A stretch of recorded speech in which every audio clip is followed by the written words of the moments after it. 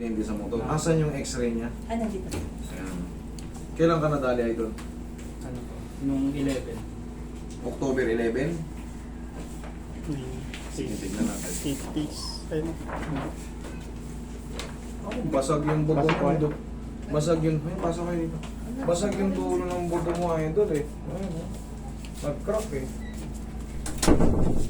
Ayan, oh. Tignan mo. Ayan, oh, ayan. Pero hindi siya malaking fracture, pero makaka-apekto to sa junction. Basag yung ano yan. Para maintindihan nyo rin. Ayan, oh. Ayan. Ayan, oh. Biyak yan. Tignan nyo may...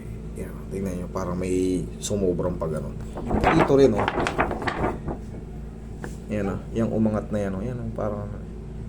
Yan. Yan, oh. Yan, oh. Tignan mo nakaangat. Pero yan, gagaling pa rin yan. Ang problema niyan, baka maka-apekto sa paggaling. Yung haharang yung fracture na yun. Nasaan yung ano? Tingnan po.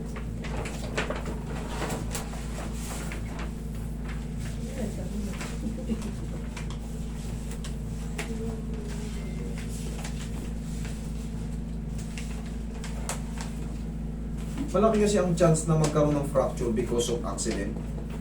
Siyempre, yung bigat ng motor, yung bigat niya, tumba. Ayan o, fracture. Close, complete, displaced radial head. O, radius o radial displaced. Yun ang ituturo ko, yung maliit na yun, that is radial o radius. Basag po siya. Ayan o, nakalagay. Okay, pero ang kagandahan nito, hindi siya yung malaking fracture. Hindi siya yung putol yung pinaka proximal bone. Naka-display siya kaso maliit lang yung pinaka nabarag. Pero ang magiging epekto sa inyo, Idol, siyempre ang fracture kasi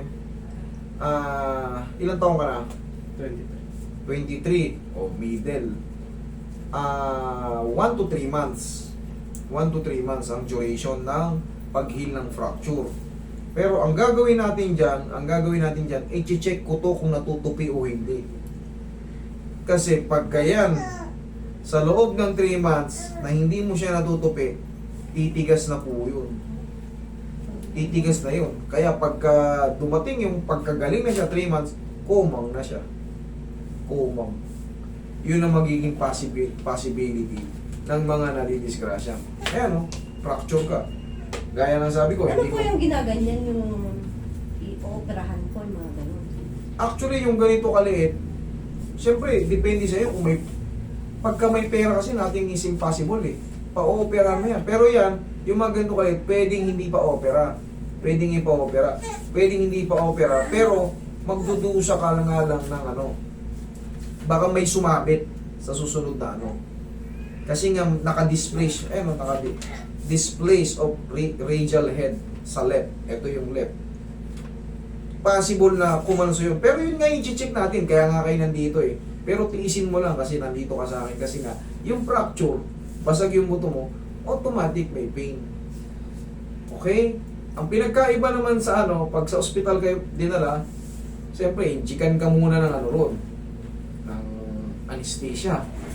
Para i-align yung displaced head ng ano. Buti nga, hindi yung anong displace eh. Yung ulna eh. Kung yung ulna ang ano, yari ito. Bakit? Yung saklob na yun, pag nabasag yun, hindi mo na may tutupi, hindi mo na may didiretso. Alin sa dalawa. Tanggalin natin. Tapos, 3 months ang waiting nito. 3 months.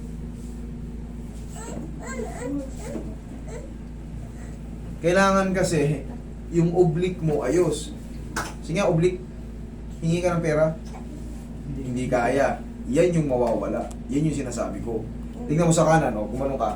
Yan, kailangan nakakahingi ka ng pera. Yun ang aayusin natin.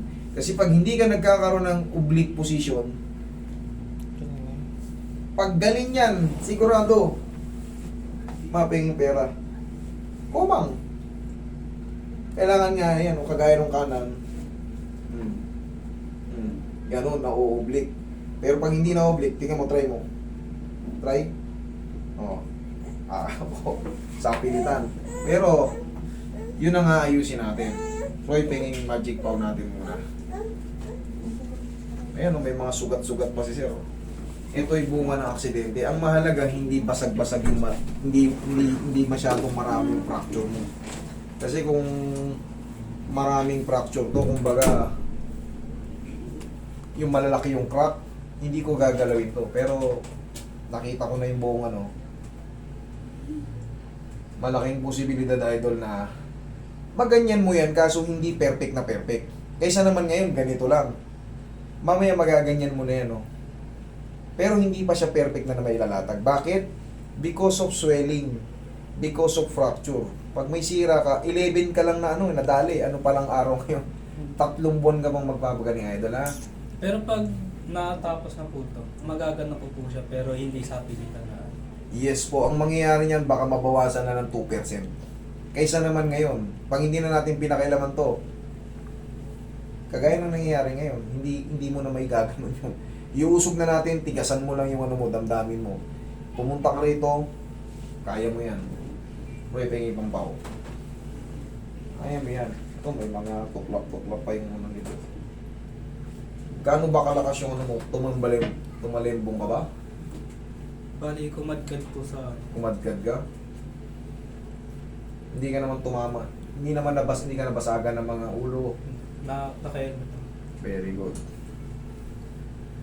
Tandaan nyo, pagka magmumotor kayo, isipin nyo malagi may nag-aantay sa bahay.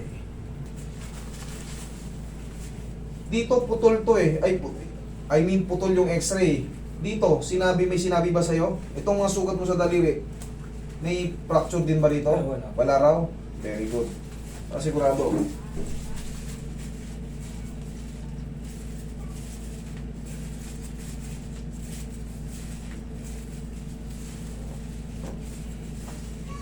Ito yung radio, so itutulak ko yun. Connected yan dun.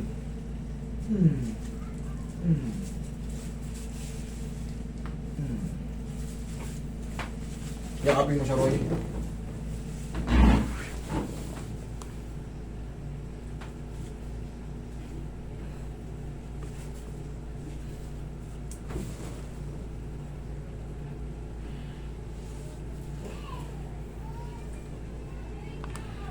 Okay, thank you. Pahingin pa ako. Okay ka lang? Oo.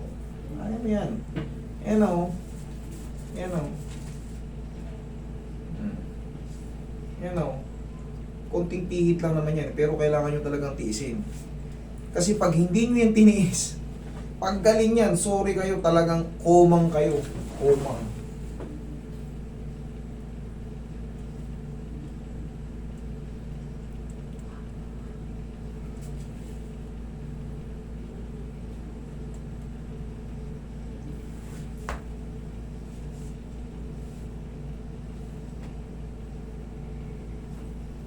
Ito yung basag, ito, ayan o. Ayan o. Yan, ito nakabukol na to. Yan kasi yung yung pag gano'n yan, akin na yung Ayan, diyan ka lang muna. Ayan, Ay, hindi, kanan to eh. Nasa yung kaliwa. Kaliwa. Para malaman nyo kung ano yung tsura.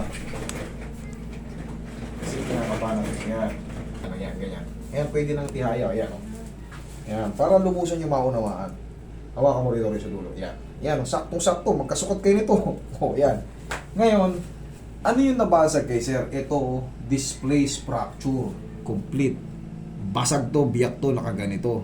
Ngayon, nakakapa ko rito. Kasukat mo nga itong model. Sakto-sakto. Ganyan yung buto natin. Ayan yung radial. Ito yung ulna. Ito yung na-displace. Yan, biyak to, nakaganito ito. Ang pinaka worst case scenario kasi nito, yung pinagbasagan nito, kakalso rito. So pag itinupi mo yan na nakakalso rito, ayan mabibigil siya. Ngayon, yun ang gagawin natin dyan, mas maganda mausog siya rito, kaya may tulak ko siyang papaganon. Di baling masaktan kayo para walang iipit dito. Ayan nakaganyan kasi siya, nakadisplace ng paganon, nakabukol nga yan, nakabukol sa x-ray. kakalsungayin siya dyan o kaya hindi mo matupi. Ngayon na yun ang kakapain natin para pag nalaro na natin na ganyan yan, okay na. Ngayon, bakit, Master, bakit sabi mo dito yung sira? Bakit yung ublik ang naaano ko? Because pag gumalaw to, gagalaw din dito sa joint, dito, yung pectus. Pagka nabasag mo to, syempre, connected yung pag ano, gagalaw yung joint dito, kaya inaayos ko yung dito, yung kaninang ginanong ko. Okay? Pero yan ngayon, pwede lang yan, oh. Pwede lang ihingi ng ano. Hindi mo naman na 100% pero nakikihaya na. Pero ito ang main problema. Ito yung dito, yung kinakapa ko ngayon dito. Kailangan maitulak ko itong nakabuo. Ito, yan oh. Yan oh, itong kalso na to. Ito, yan. Yan. Tissue mo lang ngayon doon, ibababa ko ng konti. Para ililipat ko ng posisyon para dumulas itong ano na to.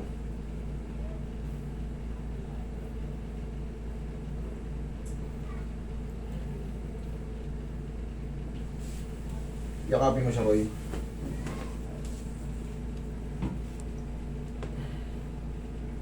Ayun, pwede nang ilatag, oh. Oh. Pwede nang ilatag, oh. Oh. Ayan. Ito na lang problema, hindi ito. Kanina, yan ang problema. Yung pag ganon, ito na lang problema. Tiisin mo lang kayo dala, dahan-dahanin mo lang.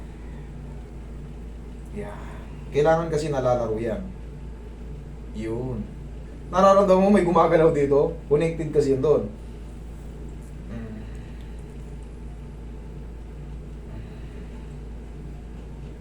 Yan.